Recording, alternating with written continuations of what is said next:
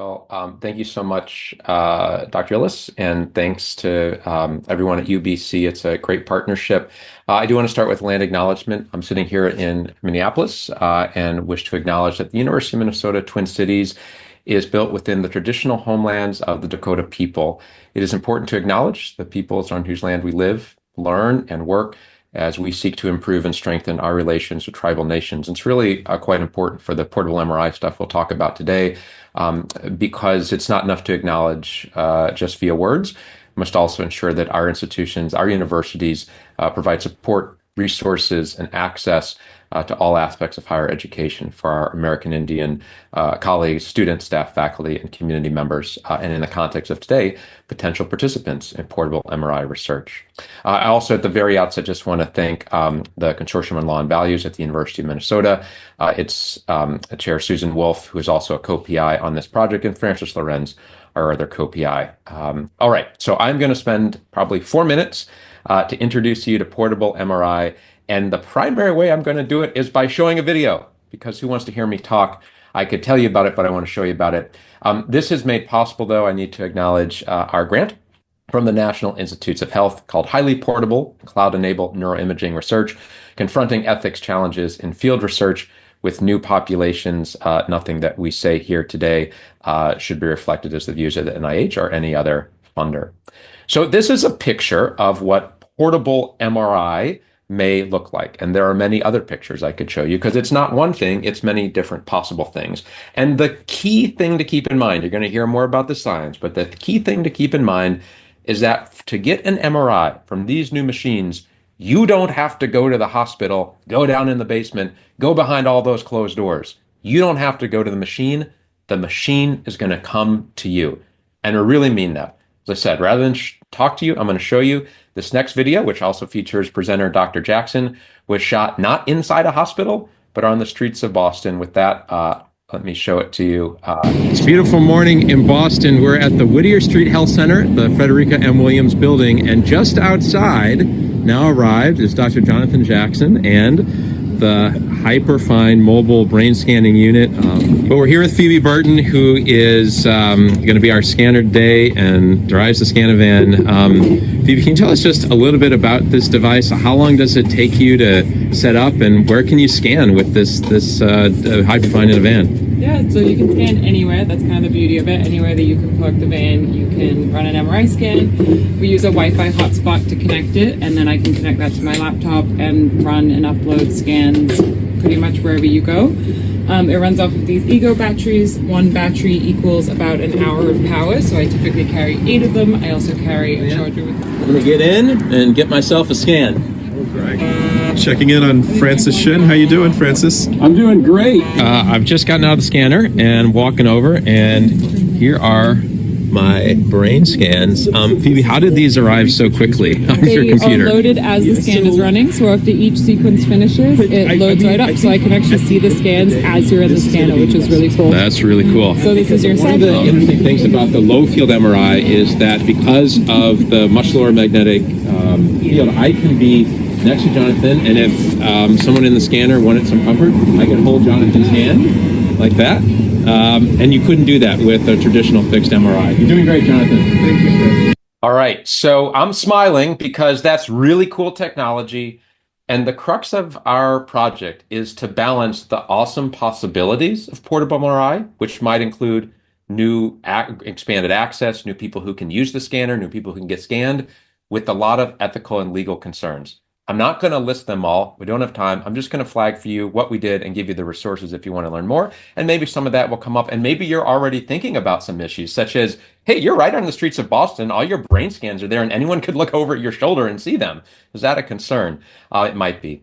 We put together a great working group. The presenters and our trainees like Anja were a part of it. We've published a number of things, most recently in this Journal of Law, Medicine, and Ethics, a checklist, and a lot of other things you can check out. I'll share these slides in the links. And a very extensive set of recommendations that sort of identify the issues and try to provide guidance. If you're interested in more, we also did a great day-long program last year, and we've got the link that I'll circulate. more bibliography online, and our website contains everything you'd want to know about the ethics and legal issues around portable MRI. Again, I could say a lot more, but this isn't about me talking, it's about us talking together. So I will stop there, but I hope I've given you a flavor of an MRI type machine that you've never seen before, but that you might very well see, not in that hospital, but right outside your door. And look forward to talking with you about it. All right, Professor Shen, thank you very much for that provocative introduction. We're already receiving provocative questions in the chat, which we will get to. And I also will raise the point that in one of the recent American Academy of Neurology newsletters, portable MRI was featured, and there were some pretty provocative ethical questions that the AAN raised as well, which we will get to as we go on in this conversation. But now I'm going to ask Dr. Colin to tell us a little bit about ground us in the technology and what's going on technically and how can we use it and how could we not use it yet? What do you think? Perfect. Thanks so much. Yeah, that was great. So I'm a physicist, as I was declared earlier. So I'm really passionate about imaging. And I was really thrilled to learn that as an imager, I could actually contribute to health and research without having to be a clinician or a biologist, which was definitely not my forte. But I'm very fortunate to be based within the Division of Neurology. And the hope is that by being there and understanding some of the challenges in health, that we can make sure that the technical work that we're doing can actually be translated into real use to really improve quality of life for everyone. But one of the things that's bothered me about being involved in MRI research is how few people really have access to it. So just to put a few numbers to it, per million people in a place like Korea, which has a lot of MRI, there's about 30 units per million people. Canada has about 10. So we're still doing pretty well compared to somewhere like West Africa, where it's about 0.3. And of course, even in Canada, things are really tend to be centralized in the big urban centers. And it turns out that about 70% of the world's population has little or no access to MRI. And a big barrier is cost. I mean, this is millions of dollars for a machine, and it's more millions of dollars to install the machine. And then there's the infrastructure cost. So you need the building, you need a special room that's all shielded. The electricity, we just had to put in an entire electrical substation just for an upgrade to our MRI scanner. The maintenance contracts are in the 6 digits per year, and then it's a very complex machine. So you need to be able to find highly trained personnel and to fund them. And so really that's where this portable MRI technology is coming in. And I'm going to tend to use the term low field MRI is what I'm used to using. So one of the reasons that we've been able to make these portable is that they're using a low magnetic field. So why that's important is that with MRI, usually the higher the magnetic field, the more signal that we can get. So you want to get as high a magnetic field as we can so that we get as much juice as we can. And so basically that allows us to either scan faster or to have higher resolution or to really improve the image quality by getting all of that signal. But as with pretty much every field these days, all of the advancements in the last few years have not been on the mechanical or the hardware side. They've been on the computing side. And so by all of the same kind of technology that's gone into compressing images and being able to take amazing pictures on your phone, we've been able to really do a lot more with just a little bit of signal from the MRI scanners. And so just to compare, hopefully that will advance. There we go. A typical, our research scanner here to our little portable machine. So we measure the strength of a magnetic field in units called Teslas. So we have a 3 Tesla research scanner, and that's pretty typical for a clinical machine as well. It'd be 3 or 1.5 Tesla, whereas the portable machine that I'm showing here is 0.064 Tesla, so way lower magnetic field, about 50 times lower. So you get a lot less signal, but as I say, you can do a lot more with it. And as you can see, it is portable. We've got it outside of our beautiful building here. So I just wanted to come back to the complexity of the installation. So this is the installation of our 3 Tesla magnet versus our portable machine. So with the 3 Tesla magnet, we had to rip out an entire fountain and lower it on a crane through the ground. And it was months before we could start taking images. Whereas our little portable unit arrived in the middle of a pandemic, and I drove it out of a crate with my laptop in my backpack into a room, and we were able to start scanning that same day. So the complexity level is much, much lower. And so, as I say, we were able to scan that first day. And as you saw in the previous video, normally you'd wheel this up to a stretcher. We didn't actually have our stretcher yet, but we managed to cobble together some tables and started scanning each other immediately, of course. And here's an example of some of the very first images that we acquired that first day that it arrived. And if you're familiar at all with MRI images, these are really quite nice quality. So you can see different brain structures, a contrast between gray and white matter, and a lot of the things that you would normally be looking for. So we were very excited about getting to continue to work with and develop this technology. So a lot of the work that we do is in multiple sclerosis or MS. And so we wanted to see if we can see the characteristic lesions that appear in MS. So these white spots are the scars that are left by this disease. And so you can see with our typical 3 Tesla machine, you can really see these very beautifully. And with the lower field machine, it's maybe not quite as crisp, but you still see them. So this was an important first step to see that this can be useful in this case. But MRI is, as I said, a very complicated technology, and we can do a lot more by changing the settings. So it's not like a camera where you can just take one type of picture, you're just collecting light. You can change the settings and really highlight different pathologies. And so that's really been our job in our project, is to develop more utility for the scanner so that we can answer more clinical questions with it. So one thing that I did want to highlight is that, in my opinion, this shouldn't be thought of as a lesser version of a high field scanner. There's actually a ton of advantages to using a lower magnetic field. So there's actually even some things that we can do at low field that we can't do at higher field. So this is a tool that should be used in specific cases to answer specific questions. So I don't like the marketing that's kind of a crummier version of the expensive machine. It's a different tool for those specific purposes. And part of our job is finding out what those purposes are that this can really be helpful and to answer those research questions. So we're definitely interested in looking at myelin, which is something that's affected in diseases like MS, or that's also important through childhood of developing all of that myelin. So I've been very, very privileged as part of this project to get to travel around the world and see this technology in different settings. This is a trip that we did to several countries in Sub-Saharan Africa, and we were able to see this technology in play and to work with these amazing partners who are developing ways that they're using it in those environments and try to understand more about what some of the challenges might be there and how what we are doing might be able to support that. And then this was the second trip we got to do this past year, again, through a few more countries in Africa as well as Bangladesh. Absolutely inspiring people and amazing way to change your perspective on priorities in healthcare. So I'll wrap up there, and I'm really looking forward to the discussion. All right, Dr. Colin, thank you so much. I'm going to have questions for you about, a bit prompted by Professor Shen's, here you are on the streets of Boston, can anybody look over your shoulder? And also questions about safety to the public, privacy, and so forth. But let's hear from Angela Teeple next. Sorry, we'll come back to the questions at the end of the presentations. All right, thank you so much for coming today, guys. As they said, I am a PhD student, and I'm currently doing my research here at University of Minnesota with the Garwood Lab. We are working on it's currently a 0.7 T portable MRI system, and there were some mock-ups in Dr. Shen's PowerPoint of it. But I am here today to talk about portable MRI in Indigenous communities in the US and Canada. And I highly recommend you go check out the entire issue from JLME that we just released back in February, January-ish. And I am a physicist, so if you're interested in knowing about the work that I actually do here for my research, just flag me down later and we can talk about that technology. So in terms of Native American access to MRI, this is a slide that I have in quite a few of my other presentations.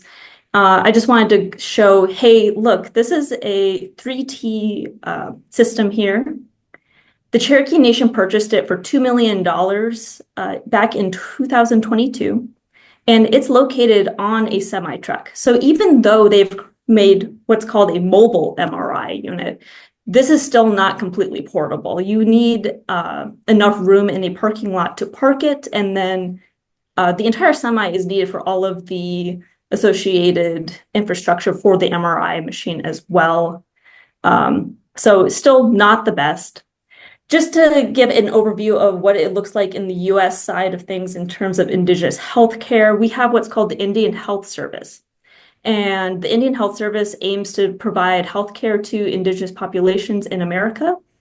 All of the red dots and blue squares that you see here, those are hospitals or health centers or even dental clinics. Something that I would like to specifically point out is if you look at the southwestern part of America where Navajo and Albuquerque areas are seen, there's a huge glob of health centers. But I would like to also point out there There's only one trauma 2 hospital for Indigenous people in that area, and it is located on the border between Arizona and New Mexico, hundreds of miles south of where most of the Dene population and Pueblos live in New Mexico and Arizona. So even though that they have this hospital, it's still difficult for them to even get the level of care, let alone trauma 1. In addition to this, we just looked at a bunch of red dots and blue squares. Those blue squares, only 13% of those squares have an MRI unit here in the US. And I'm just going to click on over here. The Government Accountability Office took a little bit of a look at the Indian Health Service 2 years ago, and it goes over, hey, this is their mission to provide healthcare, but a lot of these IHS facilities are in poor condition, and also seen here, medical equipment is aging. And so if they even have an MRI unit, it's probably outdated and they're not being provided still the best healthcare they could be. So let's talk about what portable MRI means for Native Americans and First Nations and other Indigenous populations. So just upfront, when you're working with Indigenous communities, and again, please seek out the article that we have written on Indigenous populations and portable MRI, but we go over two-eyed seeing. You want to do consultation with Indigenous communities, and of course, and this applies to any community, you want to have respect for their culture and their experiences. So these are all things that I go over in the article with my colleague Shauna Burley and Dr. Illis. So we want to look at like community engagement. So you want to engage with local leaders, the tribal elders, community members in order to get a good basis for neuro research to even occur. Again, you want to be sensitive to the culture. You want to integrate their traditional healing practices. You cannot forget that wherever you're going to have like legal and ethical frameworks that are going to be there. You need to comply with local, national, and international laws on Indigenous rights. Keep those in mind as you are doing your neurological research.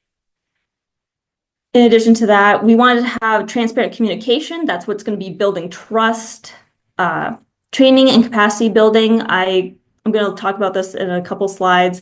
You can collaborate with the tribal colleges and universities to build a local neuroimaging expertise in that local community.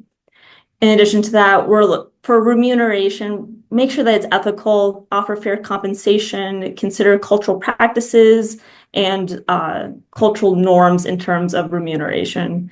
And of course, there's going to be reciprocity during the results. So share findings in accessible formats to ensure community benefit beyond academic outputs. So what was my vision when I got approached to start thinking about pMRI for Indigenous communities?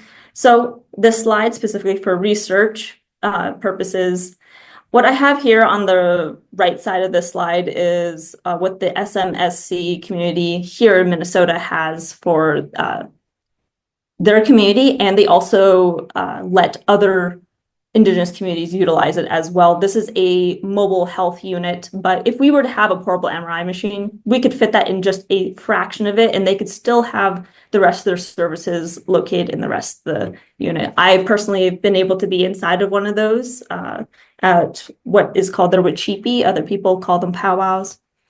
So for research, the MRI machine will be affordable and portable enough for the tribal government to own.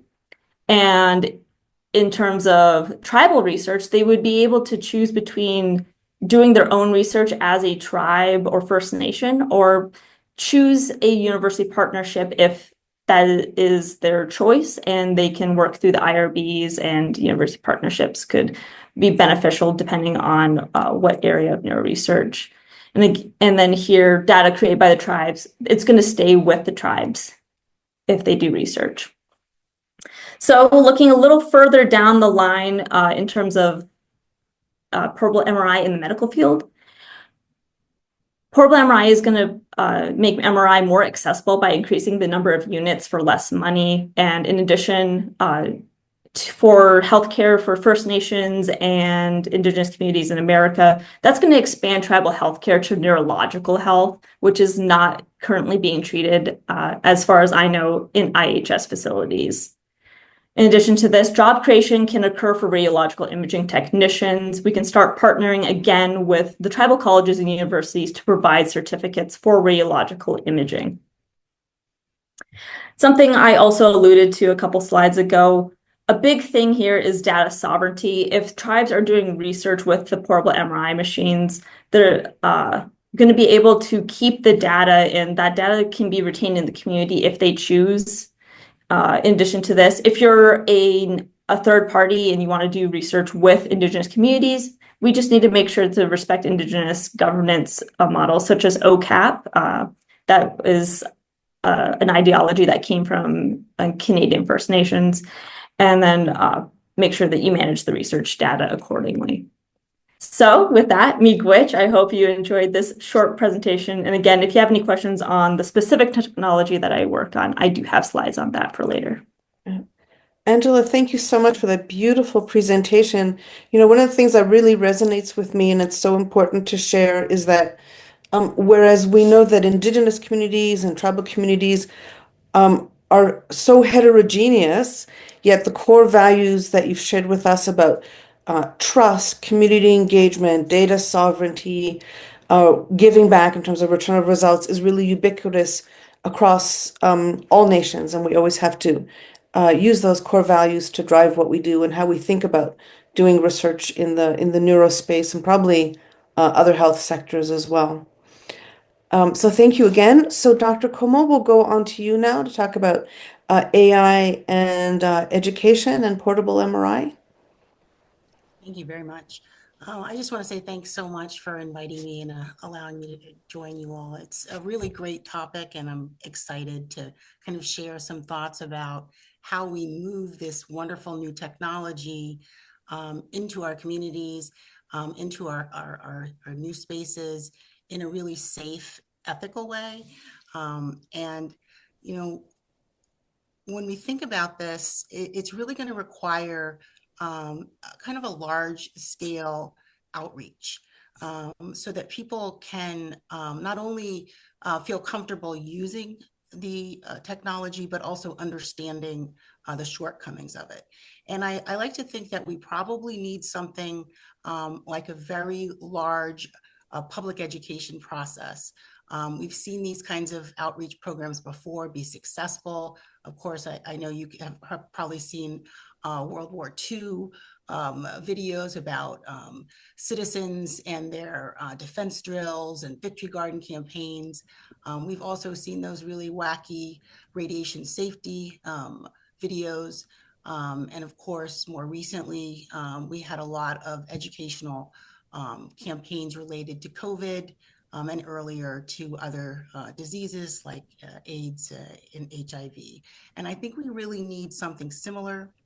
We've seen that large-scale education, especially for new technologies that impact health, can protect people. And it's essential when these technologies are also really being kind of interwoven into our daily life. But as someone has referred to in the chat, these are not normal times. And our traditional government leadership has sadly waned, specifically when you try to look at fact-based science communication. So what we really need here is to kind of mobilize new forces. Part of the issue with portable MRI is the fact that the magnet really is not as powerful as the magnets that we're used to. And so because of that, we've made some real advances in kind of pairing artificial intelligence with these low field magnets. Yeah. And Donnella, I'm sorry to interject. Apparently there's a bit of a sound issue. Could you go a little closer to your microphone and speak up? Thank you. I apologize for interrupting you. No, that's fine. So we have artificial intelligence, which allows us to compensate for the fact that the magnet is lower field, but it adds issues. It adds issues with understanding the data that's been used to train the AI, it also adds a level of opacity where we don't really know as much about it. And it also can lead to issues related to underserved groups, understanding how these magnets work, understanding how the AI integrates. But portable MRI and AI together are really going to, I hope, increase access. But when we think about this, we also realize that there's probably going to be opportunities for non-clinicians to scan people, to come up with their own protocols, which Angela had discussed. And we need to understand also, how are we going to decide who owns the data?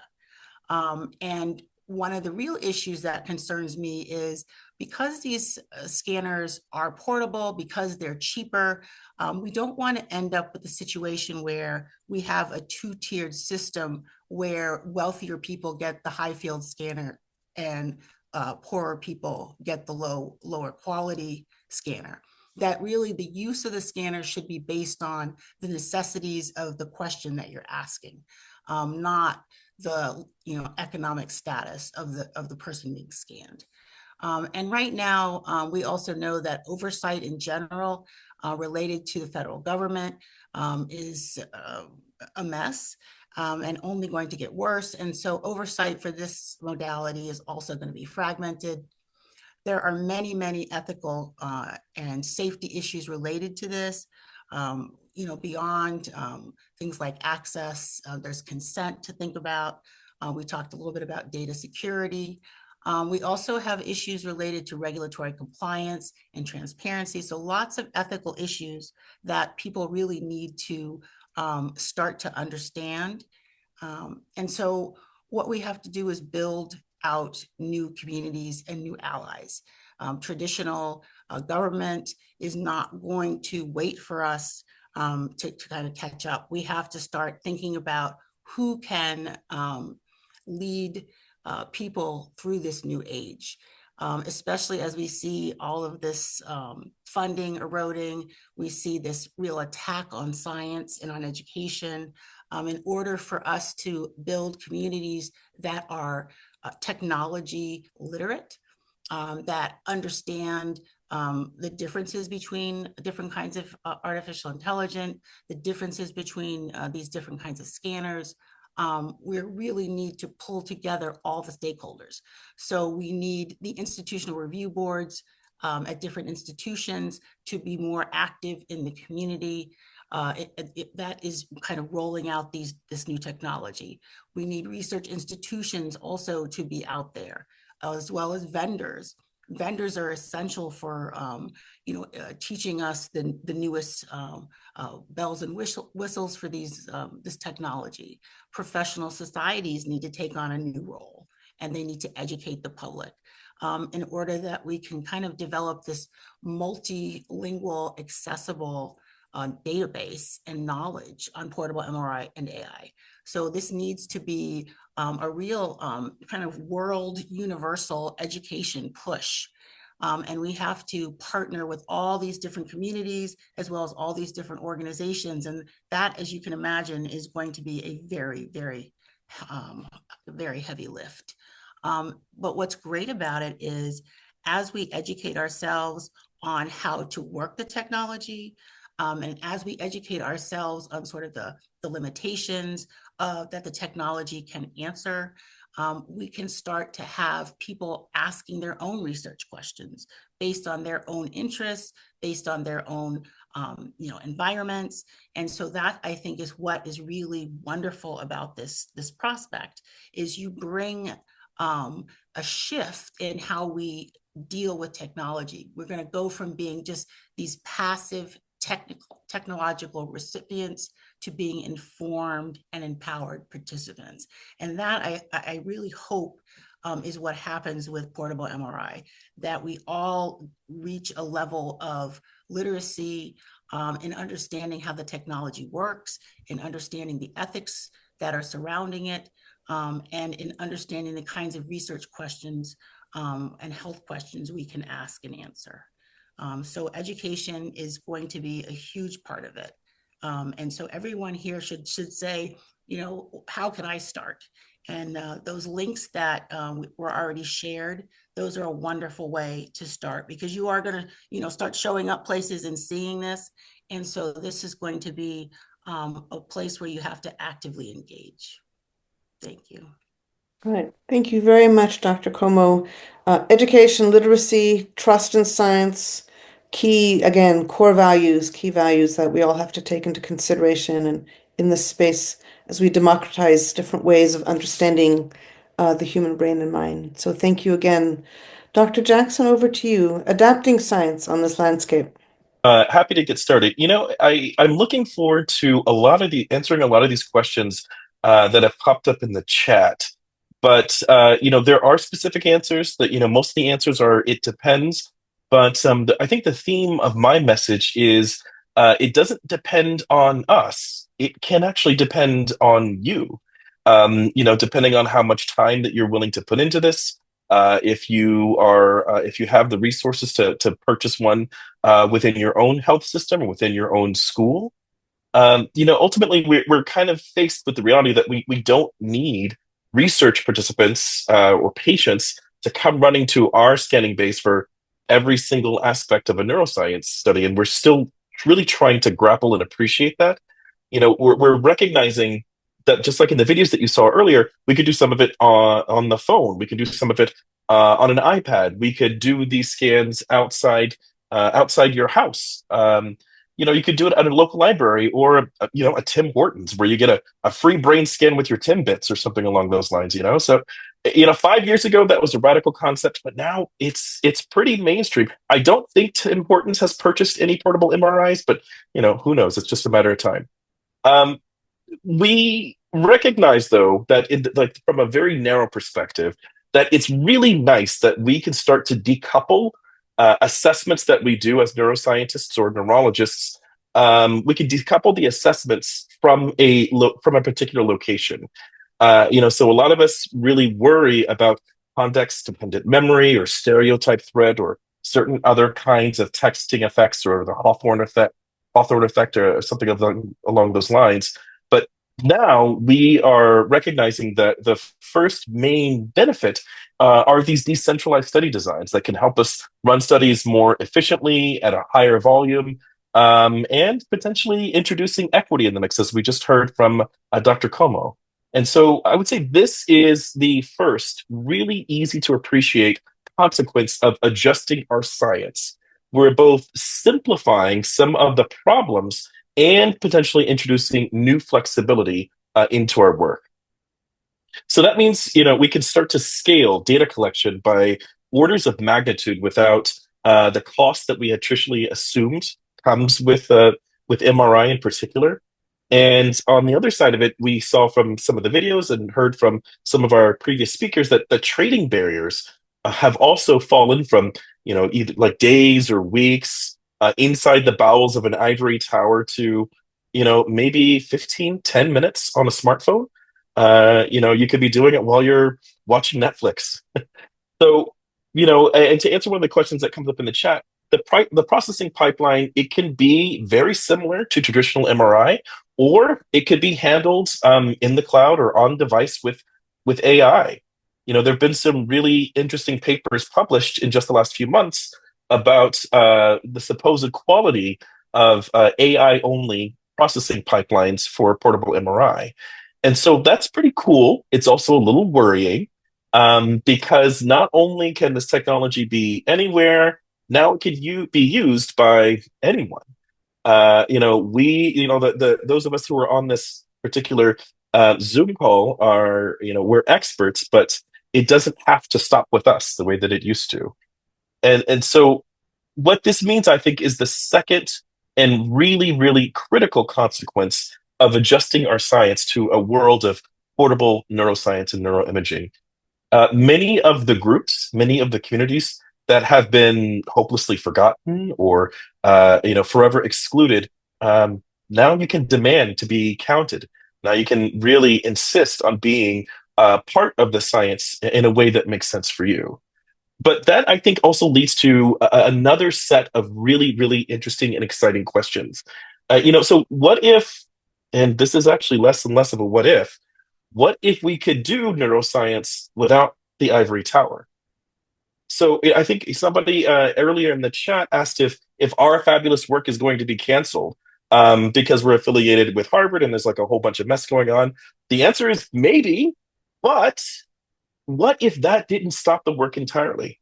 What if instead of our fabulous work, it could be your fabulous work?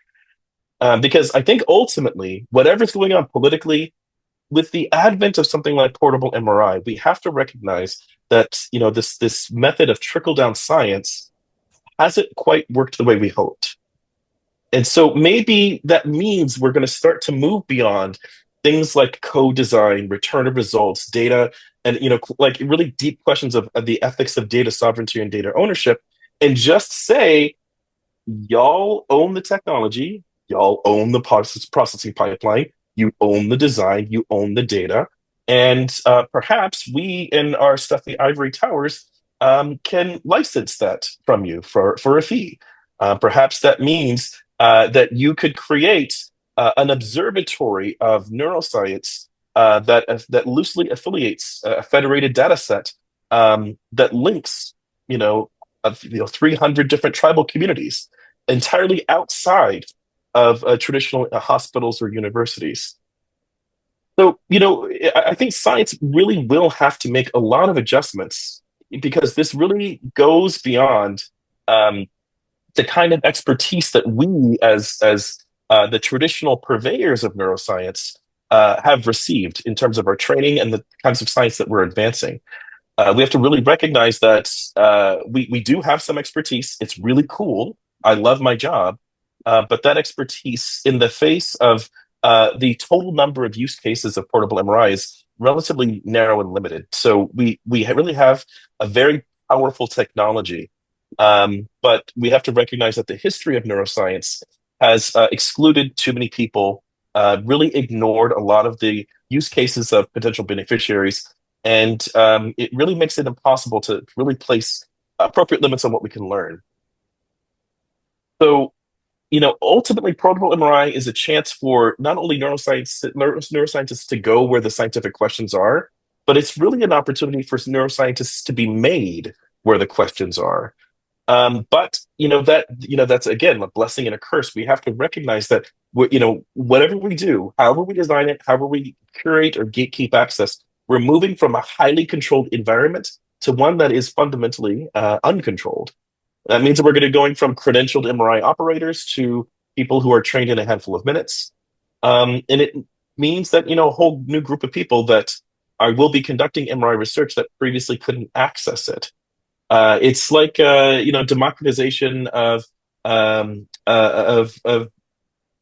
sort of like televised access. So instead of having to tune into your local news studio, you're able to kind of do your own neuroscience like Instagram.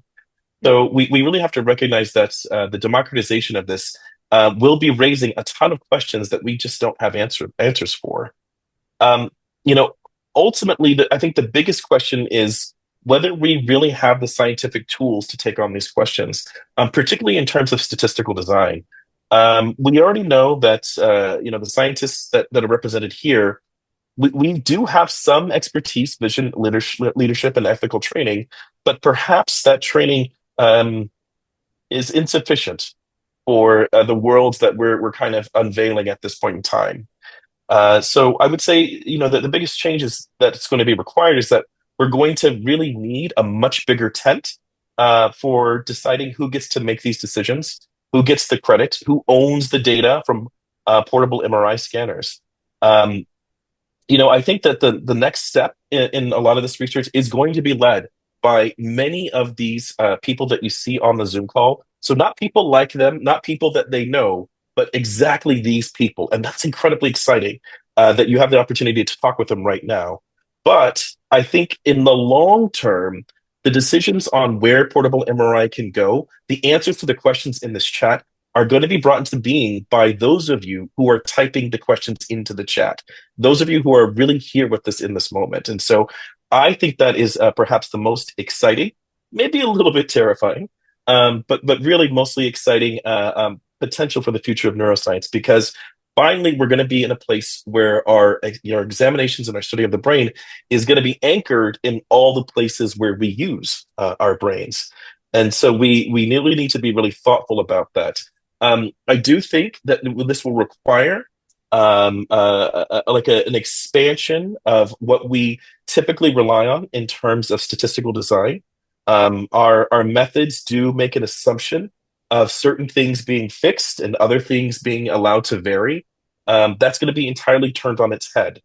So I do think that have been some advancements in data analytics that can handle this, but ultimately, especially if we start to harmonize and pool this data across multiple sites or multiple data sets, we may need to be inventing new methods of understanding and ways of knowing.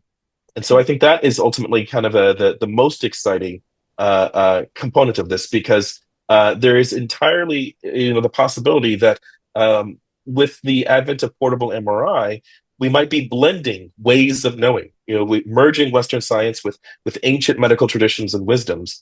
That's, you got that on one side, but maybe on the other side you got like an oxytocin challenge on the next generation of TikTok.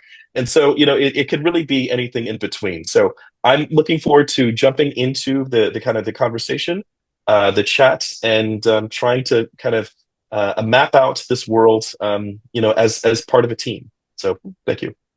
Dr. Jackson, thank you so much. Super important messages about empowerment, ownership, and sort of methodological advances we all need to be thinking about. So right now we have the right amount of time for all the questions at hand. I'm going to pick the first two, and they're going to be a little bit nuts and bolts, but I want to get them out of the way. I'm going to ask, and then Dr. Shen will pick a few questions, and we'll just keep alternating.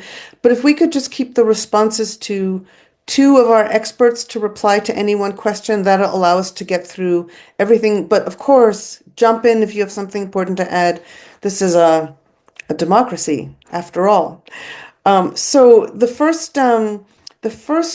question, really a nuts and bolts question for me, really has to do, maybe our technologists can answer them in particular. Can you just speak to the safety of the system and privacy? Many of us are familiar with getting to an MRI scanner in a hospital. We have to strip down to nothing, no metal, no one in proximity to the scanner, and privacy. So can you just speak to that so that our audience understands what the issues are around safety and privacy there, and where there are risks and where these risks have been eliminated given the low field and the portability of the system? Maybe Dr. Colin, do you want to address that first? Sure, I can get it started. Thanks. So in terms of safety, so the main concern with the high magnetic fields scanners is that it can suck metal into the scanner. And so if you have if someone accidentally brings in, say, a normal wheelchair into an MRI scan room, it can get sucked in and obviously cause massive damage. And there have been deaths associated with projectiles in high field scanners. The field strength for the typical portable scanners is about 10 times a fridge magnet. And in fact, the magnet that we use to test if something is ferrous before we can take it into the high field scanner is stronger than the portable MRI scanner than we have. So you don't have very much projectile risk. And then there's also risk of different things going into the magnet. So for example, typically we would worry if you have a metal plate in your head, or if you've had a recent surgery, that things might get shifted by the magnetic field. That's also much lower risk. But it is still a concern. It is still a strong magnet. And so for our center, we still treat it the same. We do the same screening procedure as we do for high field. And because it's a research magnet, we err on the side of caution.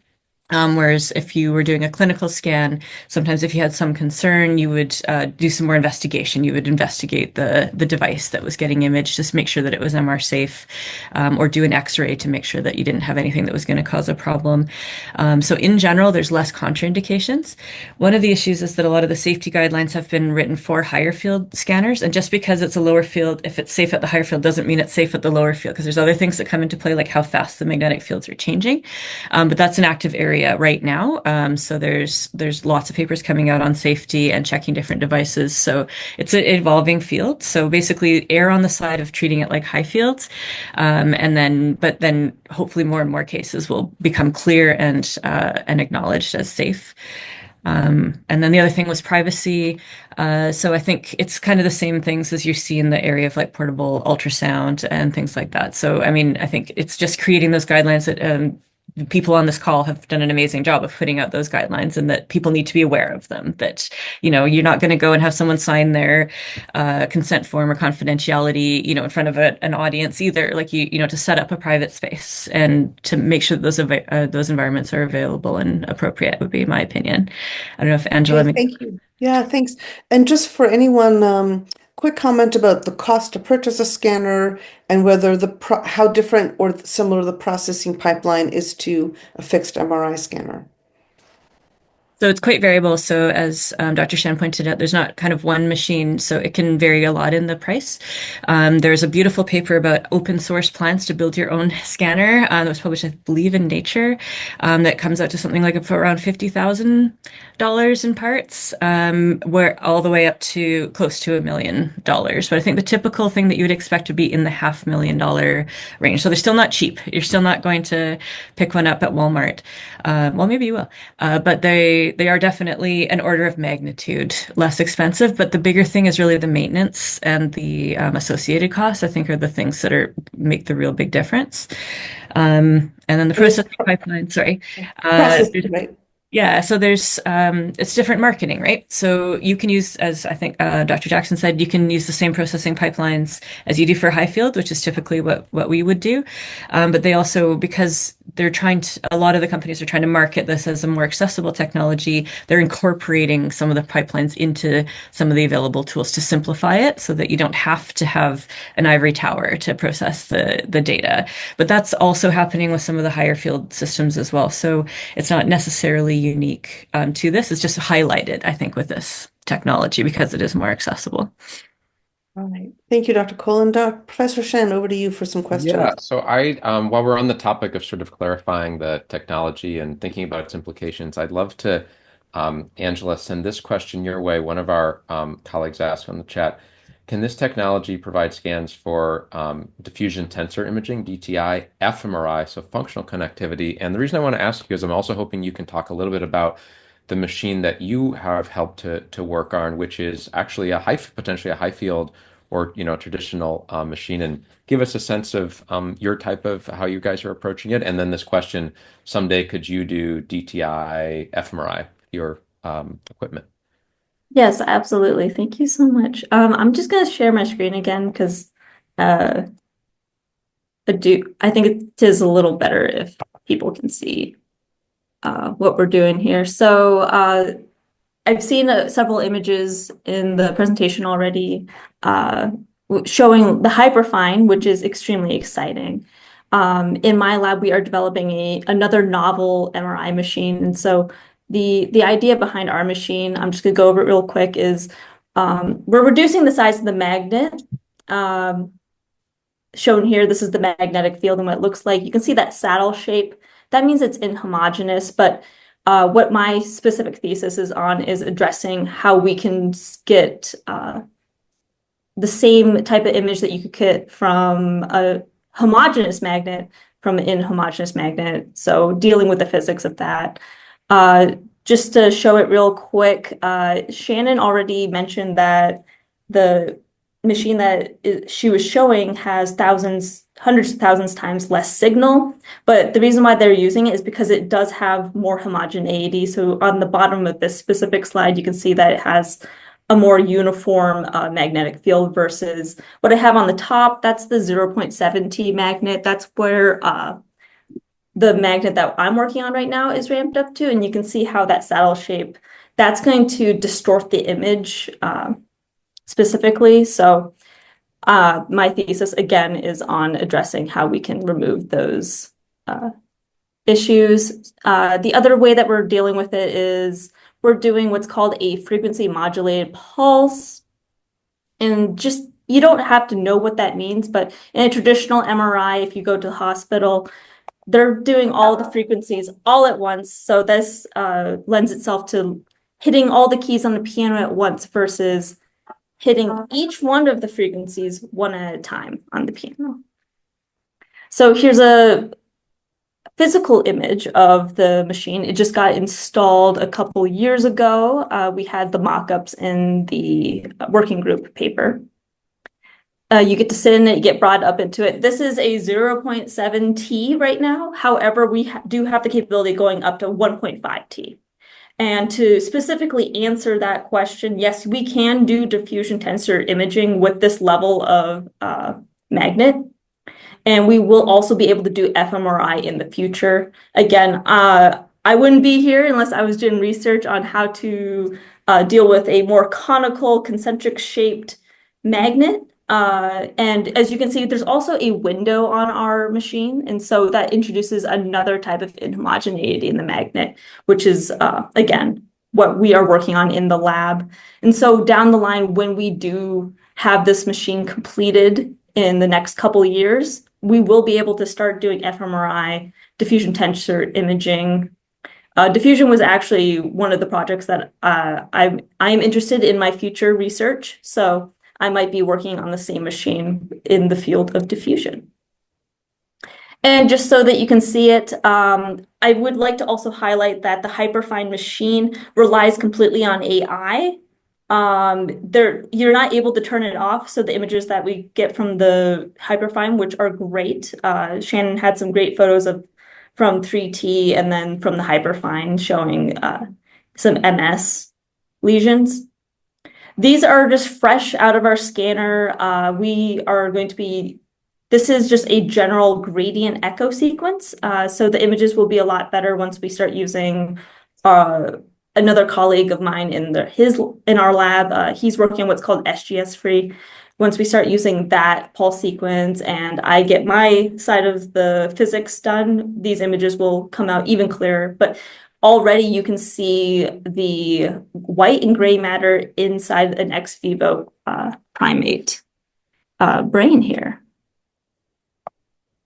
So hopefully that answers the question, but yes, so this specific machine, it's not a 0.064 Tesla, it's a 0.7, and we're going to be ramping up to 1.5 in the future. And it will remain the same size, same infrastructure, which is extremely exciting. Okay, Professor Shen, another question for you to moderate. Yeah, this is one of my own, but I think it channels some of the discussion, and maybe I can open up to anyone, but maybe start with Donnella and Dr. Jackson. You both, in different ways, suggest that one of the paths forwards here is sort of a collective response and really taking ownership in the community. And I'm wondering if you could say a little bit more about that, because what we've just heard is that these devices, they're a lot more portable than traditional MRI, but they're still not like an iPhone.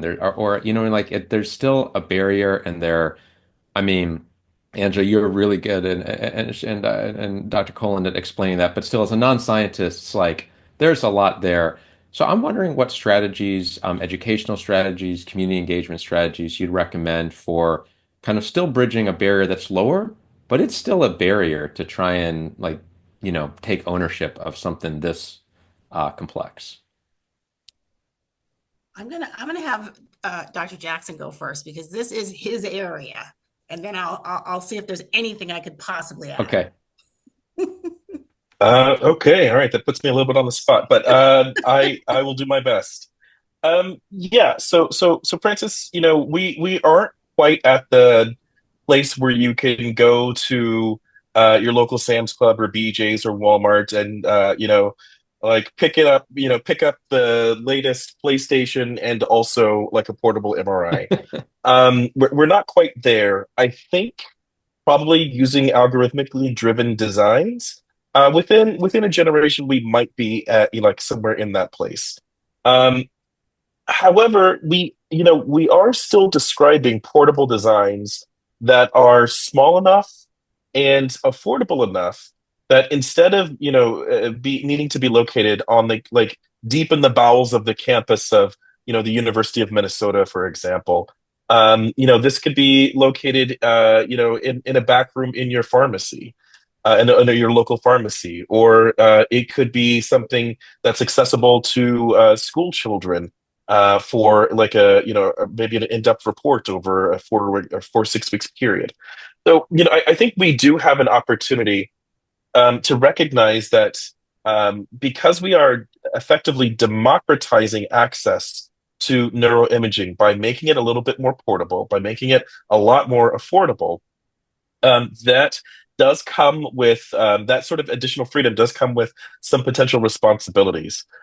So we need to also recognize that this is a great opportunity to initially put these scanners in a place where local communities can learn quite a bit about them.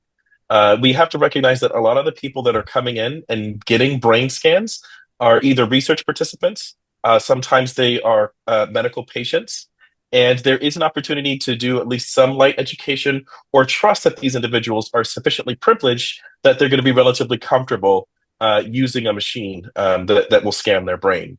I have been a neuroscientist for about 20 years, and I know that there's still members of my family that aren't quite clear on what kind of radiation comes from a magnetic resonance imaging scanner. For those of you who are similarly wondering, it's just magnets. It's just magnetism, right? And sort of recognizing that magnetism and electricity have something in common, but there's not really a real risk of radiation coming from these devices. So I think what we also have to recognize is that there is going to be an opportunity for properly informing and really bringing the public on board. And that if we don't do that, there will be an information vacuum in place. And for anyone who has lived through the COVID-19 pandemic, we recognize what happens when there's an information vacuum. People who are perhaps less than trustworthy, less than experts, will sort of step into the breach and offer their own theories.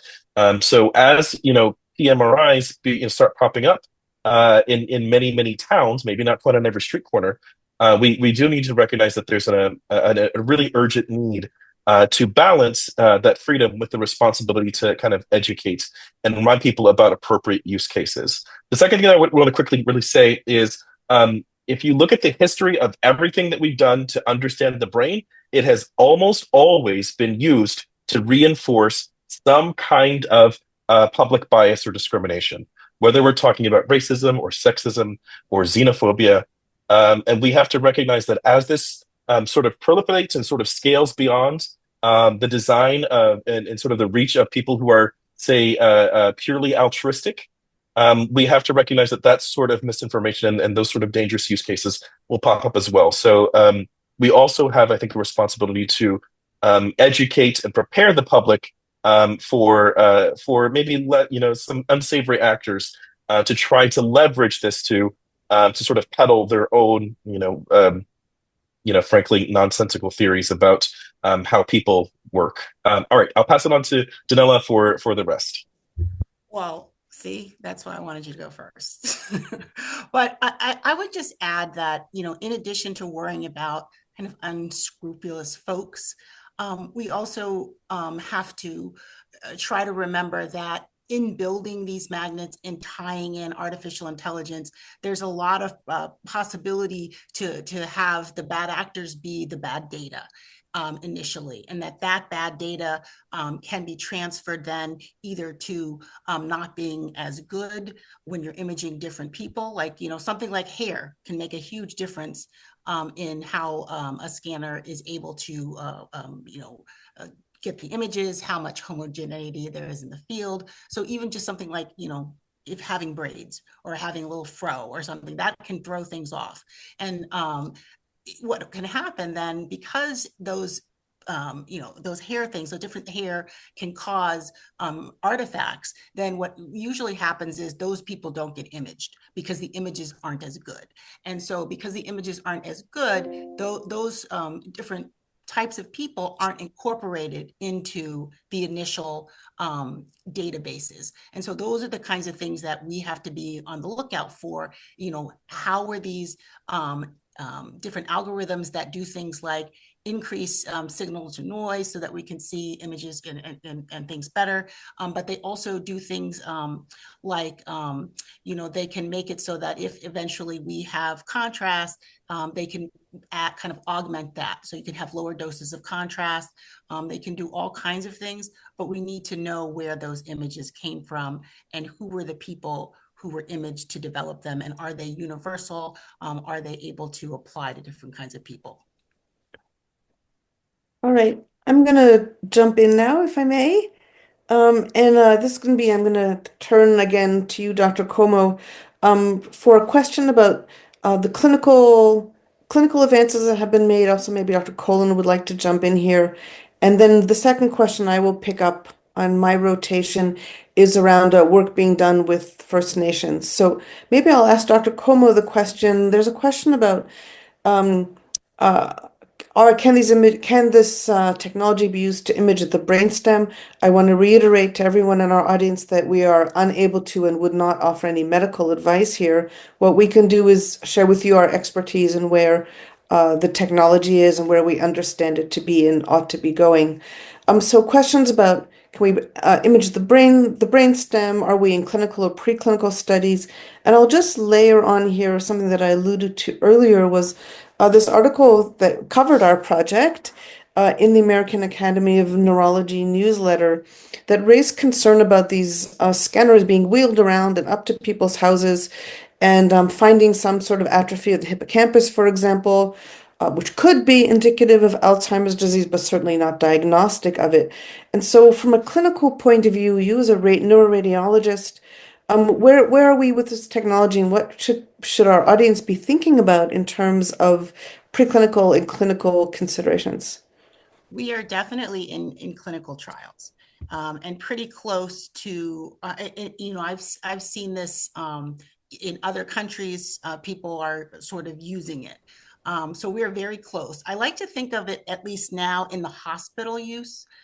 So the clinical hospital use is sort of being a kind of a bridge between CT scan, CAT scan, which is, you have radiation, and then the high field magnet where you don't have that, but it's very hard to get to. It takes a long time to get the images. Whereas these portable scanners are really wonderful, we're finding, for neonatal intensive care units, where you literally wheel it in and you've got the baby and you put the baby in, or people who have been in some kind of trauma, or have, an organ transplant, and they can't be moved to the scanners. Whether that be the CT or the MR. So they're really a nice kind of bridge. And you can also just look really quickly. Sometimes you might have a patient who decompensates, rapidly. And so you want to just really quickly say, are they bleeding in their brain? Is that what's happening? And you can do that. You can get that answer in like 4 or 5 minutes. So I think right now, clinically, they are really going to be used in a lot of acute settings in the hospital. Part of the issue is they're not so great for long-term kind of diagnostic things. Like, you wouldn't want to use it if you were looking for a lesion, a small lesion that, say, could cause epilepsy, because they're just not going to give you the clarity that you need. They're also, there's a lot of people who were really hoping that these scanners would be useful for people who have Alzheimer's, and we're kind of looking for these different susceptibility. That means microhemorrhage. So little tiny hemorrhages as you take these medications are a sign that you need to stop. And so a lot of people who are taking these meds, they have really serial scans to make sure they're not having any kinds of complications. And people had hoped that these portable scanners could do that one test, and they can't, because it's really dependent on the field strength. So, these are going to be a little kind of nichey in terms of how they work, at least initially, until the imaging gets better.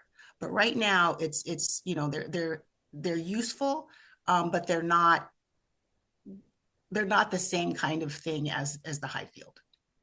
Okay, thank you, Dr. Comeau. Dr. Colin, do you want to add to that? And then there's a specific question about whether portable MRI is being utilized in British Columbia, and maybe you are clearly the person to answer that question. So, linking some of the clinical question also to applications in our province here in Canada and British Columbia, and maybe elsewhere. and other rural locations where you've worked. Great. Yeah, thanks. And yeah, following on Dr. Comeau's comments, it is being used clinically in certain cases, and it isn't. Um, I really do want to emphasize it's not a replacement for the high field MRI. It's like you don't go get an X-ray to test if you skinned your knee, right? Like it's a tool for a specific question, and you use it in those cases. So, and I don't like when you do see some of the marketing coming through making it look kind of like that, and it's not going to be that. Um, in terms of the use in BC, the ones that I'm aware of, so the one that we have is for research purposes. So we're doing research studies only with it. We do have one at the Vancouver General Hospital in the ICU, and that's been really useful for people who are basically too ill to move to the radiology department, which is down a floor and over, and it's very dangerous to move a lot of these people. And also, you have to remove all of the peripheral equipment that they're hooked up to a lot of the time, like IVs and different monitoring equipment that you don't have to for the portable machine. And you can reel it right into the little ICU rooms. So that has been quite useful. I believe those are the only two in BC right now. Across Canada, there's about 10 of the hyperfine units are the only ones I can really speak to. And there's a fantastic site in Montreal that's working on portable units, as well as Toronto is using one clinically at St. Mike's. They also have one for research. And then we're seeing it sometimes in the more rural communities, largely being tested out as a research tool to see if it can better inform care. For example, if you fall and hurt your head and they don't have even CT available and you have to go fly to a CT machine, if at least having this scan would help inform the care earlier and be able to do a better job. And I know there's one as well in Nunavut, which is the first imaging technology that they've been able to have there. And I would love to see development with First Nations in BC. And I know that is of interest to some of the people that I've talked to in Prince George. So I do hope that carries forward in a respectful way. And I loved learning from Angela's presentation. Maybe there's an opportunity for collaboration there, bringing some of these systems up into our rural north. We always think about not only the clinical applications of a research system when the research system is on site and then there's a clinical urgency, that the temptation to use it, even though it's only there cited for research purposes, is very great, of course. And that's one tension. And then there are other, additional tensions around incidental findings, of course, in research where and Professor Wolf and I have one of the papers in the volume that Francis posted in the chat really deals specifically with incidental findings and return of results. And they're particularly, challenging consideration when you're in a remote community and you find something unexpected in the brain. And to whom do you disclose that information? How do you disclose it? How do you manage a person for whom there might be some variation in clinical urgency around that finding? And people in remote areas can be very far and might even need to be medevaced out in the most critical cases. So there's some serious considerations around that. So thank you for those insights. Professor Shen, back over to you. There seem to be a lot of questions about AI and yeah. This is so I'm glad this question came up because we didn't have as much of a chance to talk about it, but not so much I know the Garwood et al. System, but certainly Hyperfine and the do-it-yourself, shouldn't say do-it-yourself, but open source approaches rely increasingly on artificial intelligence to do data processing, image preparation, etc., even head placement, so that eventually that rather than a human saying, "Oh, move your head over a little bit," the AI system could do so. So the question is, how do you measure the uncertainty of AI models, and do you correct for that? And how about the precision or accuracy of AI to correctly resolute the images? And what I would add onto that, and picks up on Chidi, what you're just saying is, um, how do you communicate that uncertainty to participants? I'd love to. I've really opened probably for the entire group. I know you all come at this from different levels.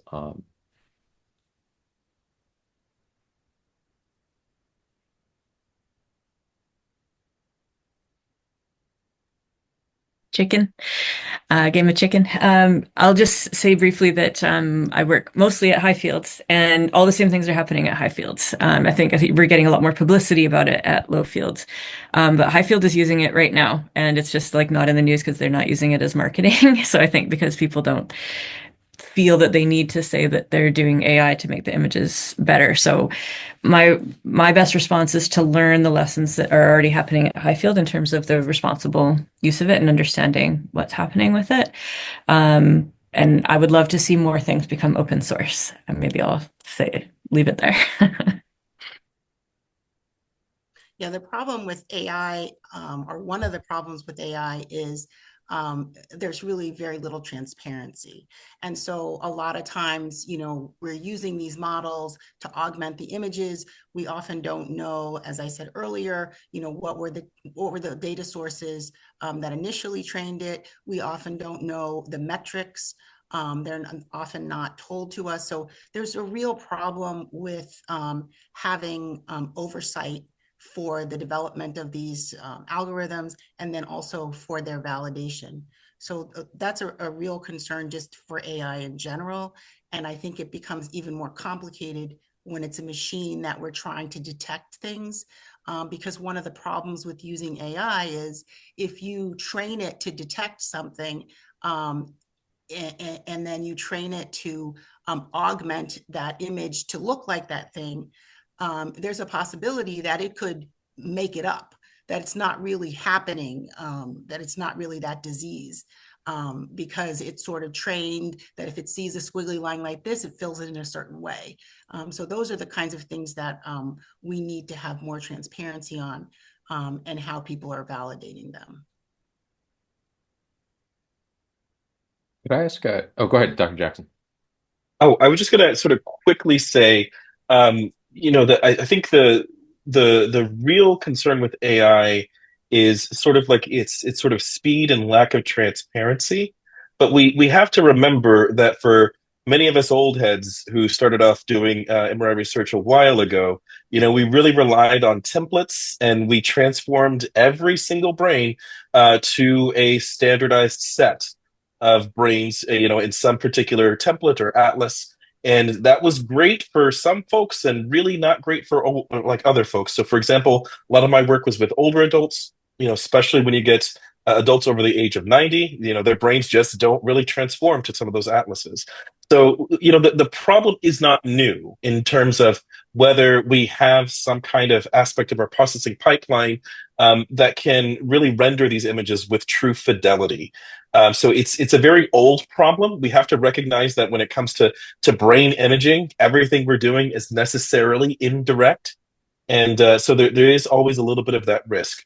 I would say that the big danger with AI, though, is sort of like how hands off it is, and how easy it is to sort of like run a particular algorithm or macro, and sort of walk away. So I think as long as we continue to really stay close and remain very high touch with our data sets, I think we can sort of mitigate some of the worst concerns. I did want to tee up Angela just a little bit because we talked about this a couple of days ago. Currently, what place does AI have with the machines that you're working on in the Garwood lab? You're talking about the inhomogeneities. Are you using a ton of AI to correct that? I don't use AI at all. I am creating my own physics simulations to adjust our image processing so that we don't have to rely on AI. In our lab, we're tracking a lot of portable MRI that is low field. They're still considered low field. There's such thing as ultra low, but a lot of these low field portable MRIs are they're on the cusp there. They're using AI to justify that they're getting similar images to what you'd get from a 3T scan because they're using the AI.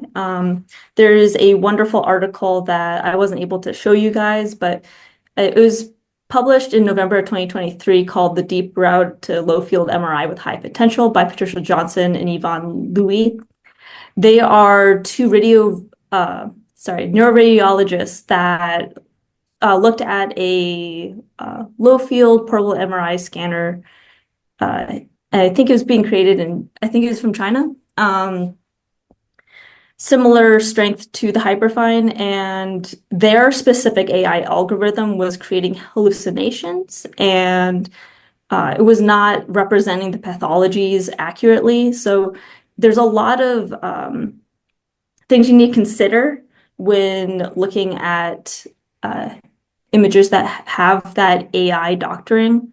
And that's why we have specifically created our lab to be more physics and modeling based, so that we do not rely on AI so early on in the image processing game. We try to push the limits of like the physics and address the inhomogeneities and prove that we can take an image with an inhomogeneous magnet before we come in and say, could we doctor it 10% instead of, let's say, these images that we're getting from hyperfine are 50% doctored, right? Could we come in and say there's a little bit of a smoothing operation that occurs? But at this point in time, we are not considering AI. Another thing is, and it's not talked about enough, and I'm like on a soapbox at this point. There's a difference between generative AI and like deep learning. And I think that in the Garwood lab specifically, down the road, we would be looking at more of a deep learning approach rather than a generative AI, which is going to create those hallucinations. And so at this point, we are not using it, and there's no plan to, but if we were, we would be looking at more of a logic-based rather than the hallucinating generative AI side of things. Does that answer your question, Dr. Jackson? It does. Thank you so much, Angela. Makes me feel better too, a little bit better. Professor Shen, I think we need to start to draw this to a close. Do you want to give us some last thoughts, and then I'll bring us to a close? Yeah, I guess I'll just leave a question for the audience, for the group to think about. And I want to go back to the title of the program, which was MR Imaging of the Brain, Practical Challenges and Ethical Solutions for Indigenous and Rural and Remote Communities. I would add to that, under-resourced communities, even right in an urban area, and that was our van. I guess the big picture question for me, I'm going to pick up where Dr. Jackson said that, historically, new technologies like this have not promoted equitable outcomes. I think it's a pretty strong case for that. On the other hand, it's really clear that some of these new technologies in medicine have really provided some amazing health benefits, at least for some. So if one is working with or living in an indigenous or rural and remote or resource limited community, should you be really excited about the video you saw and all the things you're hearing in this new portable MRI, or should you be really concerned? I think that's an open question, and I'm really glad that we started to get at it today. And I want to thank our funders and all our colleagues, and especially our scientists for coming, like Angela and Dr. Jackson, Dr. Colin, Dr. Comeau, and for coming and hanging out with us law professors and ethicists. I've learned so much from all of you in this project, and it's really a credit to you that you're thinking about these issues now as we're just getting started. So I'll turn it to you, Judy, for final words. Good. Well, it's an easy segue. First of enormous thanks to all of you who joined us as experts today, and then to our audience who have been with us for more than 50 people for 90 minutes, and to those who enabled us to do the kind of work that Professor Shen and Wolf and Francis Lorenz enabled us to do. I think the future of neuroscience and technology, brain health and wellness really resides in the interdisciplinary approaches that we take to the problems at hand, both in terms of how we create the research questions and how we approach them through pluralistic worldviews and methodologies, how we own them and how we govern them. And trust is at a core, continued commitment to the scientific enterprise has to continue. And I think to the extent that we engage in these interdisciplinary, intersectoral partnerships on a global scale, we are going to be able to make tremendous impact for people and on people who have mental health and brain conditions, and just for overall well-being of our societies. So I want to thank everyone for joining us. I want to thank Neuroethics Canada and Ms. Marianne Bakani for putting together these community conversations. I think this was very successful. We invite you to follow up with us if you have any further questions. And thank you again, everyone, for joining us. Goodbye. We're adjourned.